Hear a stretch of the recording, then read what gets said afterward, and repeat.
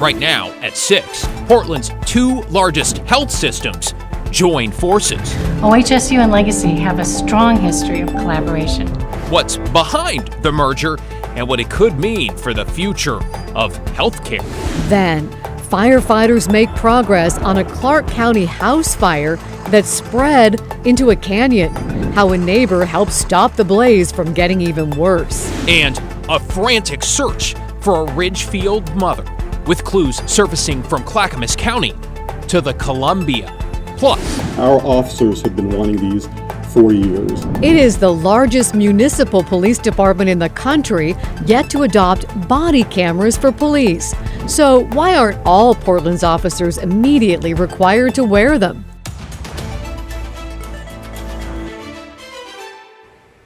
Thank you for joining us. I'm Laurel Porter. And I'm David Molko. And first at 6, healthcare in Oregon is getting a major facelift with two regional giants, OHSU and Legacy, announcing they plan to merge. Let's get right to Mike Benner. He joins us outside Legacy Emmanuel. Mike, this is really big news. It impacts tens of thousands of workers, to say nothing of patients. What are you hearing so far? Yeah, let's start with the Oregon Nurses Association. I can tell you that ONA represents more than 3,000 nurses who work at OHSU, and they're not thrilled with this merger, and here's why. OHSU is currently at odds with its nurses over a new contract, but the health system is reportedly committing, listen to this, $1 billion to the merger with Legacy. The Oregon Nurses Association has a problem with that large of a financial commitment, one that OHSU and Legacy leaders say will go a long way in helping what's described as a transformational journey come to fruition. OHSU's focus on training, education, and research, coupled with Legacy's community-based care at a system of hospitals, clinics, and outpatient facilities, has leaders at both health systems feeling very, very excited about the merger. This combined system will be the largest employer in the Portland metro area with 32,000 employees across more than 100 locations. I spoke with the president of the union that represents more than 1,000 Legacy employees. She says while she was aware that Legacy was facing some financial challenges, she says she was surprised by news of the merger. As for her members, she says they're feeling assured. Listen. Everything related to their wages and benefits and all that stays intact because they have a union contract. And we're looking forward to, we've heard from OHSU leadership and looking forward to having continued conversations and asking questions. Yeah, still plenty to flush out in regards to this merger. It's, of course, subject to regulatory review, but as of right now, the transaction is expected to close sometime in 2024. Back to you. I have a feeling we'll be hearing a lot more about this in the months to come. Mike Benner live at Legacy for us. Thank you, Mike. Taking a look outside now where it is 90 degrees. Sounds hot, but not quite as hot. So much better, right? as yesterday.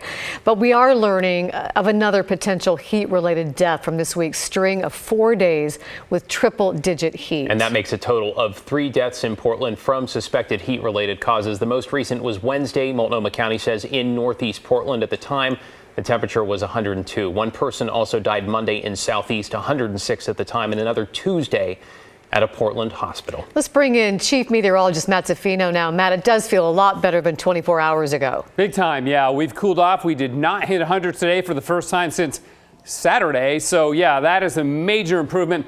Cloud cover helped a bit, but also we're just seeing a cooler air mass over us and much cooler winds about to blow in. I'll show you that in a minute. Still 91, though, out at the Reserve Golf Course in Aloha. Not much wind yet, but that is going to change. So, yes, we stayed well below 100 degrees today.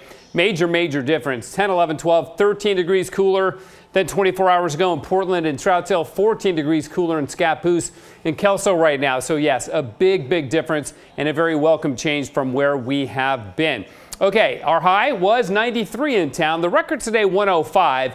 So we're capable of getting a lot hotter, but we'll stick with a 93, way better than the 103 of the last 2 days. Still triple-digit heat over in Northeast Oregon. This is where the more significant cooling, or another batch of significant cooling, will roll in from overnight tonight. Low clouds at the coast. The marine layer is finally thickened up at 65 degrees there.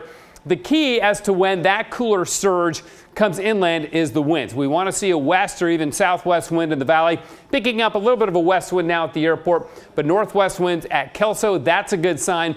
Other good signs developing in the valley now, that northwest wind at Corvallis, south wind at Eugene, all indicating that that cooler air is just beginning to surge through the gaps in the Coast Range and into the western valley. So the heat wave is over. Much cooler overnight tonight. Pleasant tomorrow will be in the 80s, not even 90s. No smoke. We'll be near 90 this weekend, but nothing as hot as what we had earlier this week. Guys, the other big story I'm following is the developing Hurricane Hillary, now a major hurricane, which will bring rain, even significant rain, to parts of Oregon later next week. More on that later. Yeah, never a shortage of things to keep an eye on. Thank you, Matt. Let's get to your headlines now, starting with big progress in Clark County, where firefighters have gotten the upper hand on a house fire that spotted into a canyon and forced more than a dozen homes to evacuate. The house and barn on the rural property were destroyed yesterday afternoon as flames spread into the woods along Jenny Creek Road, that is north of La Center.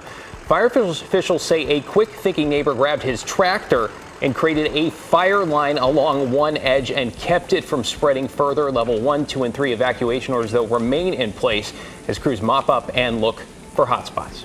The fixed-wing aircraft last night was flying around, taking photos, looking at with infrared at the hot spots. They could tell the command, where the fire is moving or if it's moving in the night. Well, the fire has charred some 32 acres, and good news here, it's now 60% contained. An update now on two large wildfires burning in eastern Lane County. The Bedrock fire grew by nearly 700 acres overnight to more than 27,000 acres. However, containment is up slightly from 20 to 25%. To its north, the Lookout fire grew by about 500 acres. It's burned more than 4,000 acres since it was sparked by lightning nearly 2 weeks ago, and containment is still at 0%.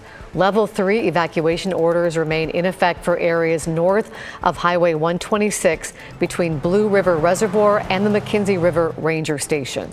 Portland police have publicly identified the young woman killed in a weekend shooting in the Pearl District. They say she is 19-year-old Riley Hatlin. Police have notified her family, which released this photo. It appears to be from graduation at Rosemary Anderson High School. Authorities say Hatlin was shot near Northwest Cooch and Broadway around 2 on Sunday morning. First responders tried to save her, but she died at the scene.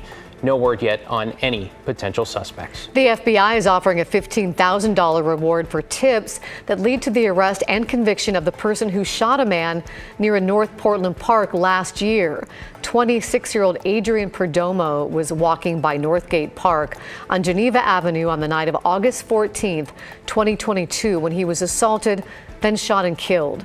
So far, police have no leads on any suspects in the case. The FBI will be putting up digital billboards around Portland with the reward information. This evening, the Rose City is one step closer to a 12-member city council. The Independent District Commission unanimously approved this map of 4 new voting districts last night. We're going to show it to you. The Selwood and Moreland neighborhoods join areas west of the Willamette to create District 4. That's in the light green there. Much of North Portland falls into District 2. East Portland is split into Districts 1 and 3. The plan under voter-approved charter reform is for voters to elect 3 council members from each district in 2024 using ranked choice voting. We're going to be talking about this for a while. A final vote to adopt the map will be held next week.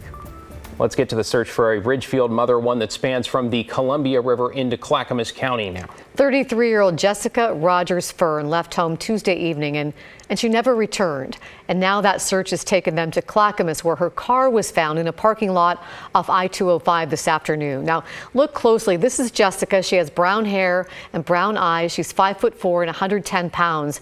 She was last seen wearing a long sleeve flannel shirt and black shorts.